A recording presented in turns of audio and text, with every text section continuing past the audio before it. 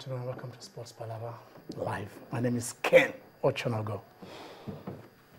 We're talking football, and we're talking about Sepp Blatter. We're talking about the man who sits at the helm of football, the Prime Minister, the King, the President of football worldwide. But then, sometimes a man's confidence gets shaken when events catch up with him. For 40 years, he sat in FIFA as a colossus. For 40 years, he directed the affairs. And for the past 17 years, or 34 years, 17 years as Secretary General, 1981 to 1998. I remember before the France 98, when they won after João Havelange of Brazil retired, he stepped into those shoes. And for those 17 years, football has changed. The face of football has actually changed. And then when it seemed that he is untouchable, when it seemed that he could do no wrong, when it seemed that, yes, he could do anything and get away with it, somewhere along the line, those who do not play football, those who play soccer, the American nation stood up and said, we are after you. And they said, when America is after you, America gets you. Sepp Blatter, 4 days after he was elected for the 5th term, resigned as FIFA president. Some said, yes, we've got you. But others cried foul and said, no, this man is our friend. He stood for us. He made football go round. He developed football in where you do not expect it. He tried to create a level playing field between the developed and the undeveloped world. But then, whichever divide you are, you either love him or you hate him, but you cannot ignore him. Sepp Blatter, hero to some, villain to others. Who is he to you? That is what we are looking at today in Sports Palava. And I tell you, I have my gladiators in the house. 2 gladiators who are fit, competent, able to say yes, they want to go through this. Where do I start from? Let me start from the man who says, enough is enough. He is a villain. Cosmos. Akisi. Cosmos, how are you? Yeah, I'm fine. Good afternoon, Ken. It's good to be back on this show, and thanks for giving us the opportunity to do this. I mean, last week, Tuesday, around 4 p.m. in the afternoon, Nigerian time, we just got the news that FIFA's president, Sepp Blatter, who many calls a sort of an invincible, somebody that cannot be touched, just came out 4 days after he was elected for the 5th term, albeit amongst them several corruption allegations, we must say that, and the fact that 7 of the FIFA Executive Committee members were arrested like 2 days before the election. He actually came out and resigned from his post as the president of the Federation of International Football Association. And, everybody got people talking. That was like the hottest news, probably the hottest news till date, and it's still going to go on for a whole lot of time because of so many things. I mean, people would think, okay, yes, it's been the Messiah, like you said. But for some of us who have tried as much as possible to study things, we feel that it was time for him to go. It was something that was too long. We couldn't have just waited. I mean, it was too long to come. It is something that we feel is for the development of football. Looking at the fact that there have been issues of corruption in FIFA, there have been issues of the fact that a man decided that he's an untouchable, and football was going several ways. Corruption in all levels, corruption in the FIFA Executive Committee, corruption even when it comes to voting for who would host the FIFA World Cups. We're talking from 1998. People are talking about Russia 2018 and Qatar 2022, but it's not just that. I mean, for every World Cup, there have been one story or the other. So basically, it was time for him to go, and we're glad that he will be going, although I feel that he should have resigned and resigned completely, so as somebody else, there will be a caretaker president to, you know, help the organization to go through all these scandals. But yeah, he did well, but then he had to go. Shagun, you had Cosmos. Yes. The man said corruption, corruption, corruption.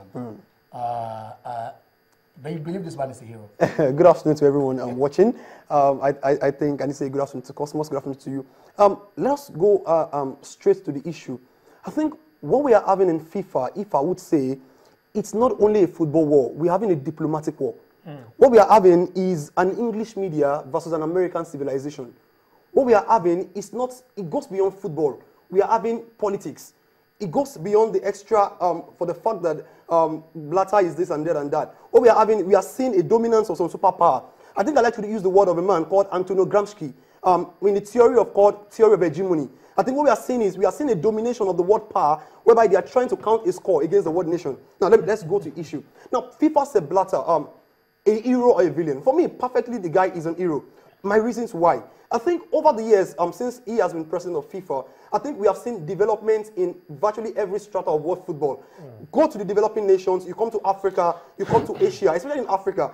I think Africa should be very blessed that we have a Sepp Blatter in terms of development. You want to talk about development in terms of bringing the World Cup, representation in the FIFA World Cup. Over the years when it came, we have 5 representatives presently in the FIFA World Cup. We have seen competitions coming to Africa. The World Cup itself, which generated over as a last income about $4.9 billion into African economy. We're talking about a man who has brought the Under-20 World Cup, who has brought the FIFA World Club Cup, who has brought, you know, I was going through in Mozambique, in Tanzania, and even in Nigeria here, developmental projects which are making football rise up. So for me, I think America rising up now and saying Sepp Blatter should go is just, for me, is a point of just saying we are eating you back because we did not get the hosting rights for the 2018 and 2020 World Cup.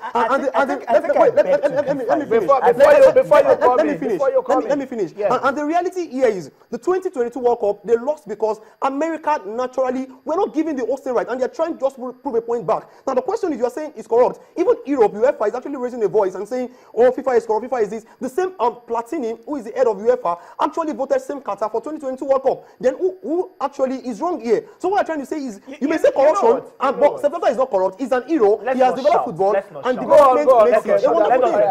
Okay, go on. You're talking about the fact, you're mentioning America, and you are committing fallacies there. You're committing fallacy of hasty conclusion. You're just putting it, it is not just America that are coming out. Now listen. UEFA actually came out, not just in UEFA. I mean, we're talking about individuals in other confederations. They came out. Cosmos, let me ask you this. Okay. He said here, he said the head of UEFA voted for Qatar. He voted for Qatar and he voted for Russia. But he's not talking about it. He's talking about corruption as in extensively. He's not talking about it from the hosting point. Okay, let's look at it from this point. Let's look at those henchmen of Sepp Blatter. Now we're going back. Now we're talking about, you talk about America. Have you heard about a certain Chuck Blazer, an American who is a former FIFA executive committee member, who used to be the president of the Football Association in North America at the point. Now, this is somebody that pleaded guilty in 2013, and he actually forfeited $1.9 million to make payments, as in second payment at the sentencing, and he confessed in 2013. And of course, the FBI since then have been looking at it, have been taking it step by step. Now, okay, listen, have you heard of a certain Jack Warner? A certain Jack Warner who right from time, even before he was disgraced, was, of course, has it been disgraced? Has it been disgraced? He has been indicted. He has been indicted. He has not pleaded guilty. It is not been proven. He has not pleaded guilty, but the facts are there. Listen, his children, Zion and Daryl, and they forfeited $1.1 million, and that's the second payment that sentencing. Cosmos. We have so many of them. Cosmos. Now you're talking about let's talk about Blatter. A hero or a villain? Now you look at the man called Sepp Blatter. Now the question is the 2018 World Cup and the 2020 World Cup. The question is, why is America coming out now? Since we all know that this thing has always been on. You keep talking about America. You keep talking about America. Why now? As if the Swiss authorities. All right, sorry. But no. He keeps talking about. I gave you the second carry off. So I ask you this. All right. He asked certain questions. And what did he say? He said, Chuck Blazer refunded 1.9 million.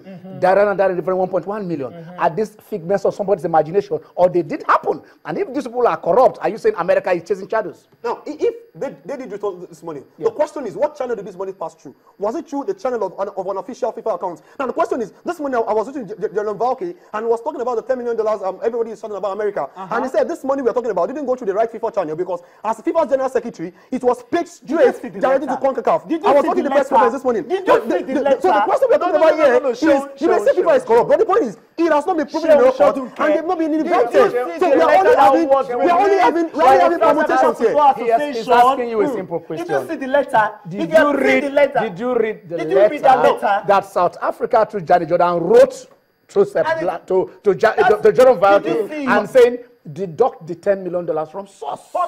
Did you read that letter? Did you read that letter? Wait, let's take this way. Now, it's not from source, but that same $10 million was not paid into FIFA accounts. Let's get it right here. It went through the CONCACAF account. And what we're trying to talk about here is, if you tell me this... No, it didn't go to CONCACAF account. It went directly to Jackwanna's account. Jackwanna at the time was the vice president of FIFA. But the question is, it didn't go into his account. Now, let us come back to the issue here. Now, we're talking about the issue of Sepp Blatter as an hero or a villain. Yes. Now, this guy is an hero. Now, come down to the African continent. You want to talk about developmental football. Now, when this guy came in, he has spread the World Cup to over how many continents? 4 continents. He has gone to Europe in 1998. In 2002, we were in Asia, in Korea and Japan. In 2010, we were in Germany. In 2014, we were in South Africa. The present one, we were in South America. Now, the question is, what the superpowers of world football, England and co, they want to have an hegemony of world football. But the question is, this guy has tried in developing football as a grassroots and everywhere.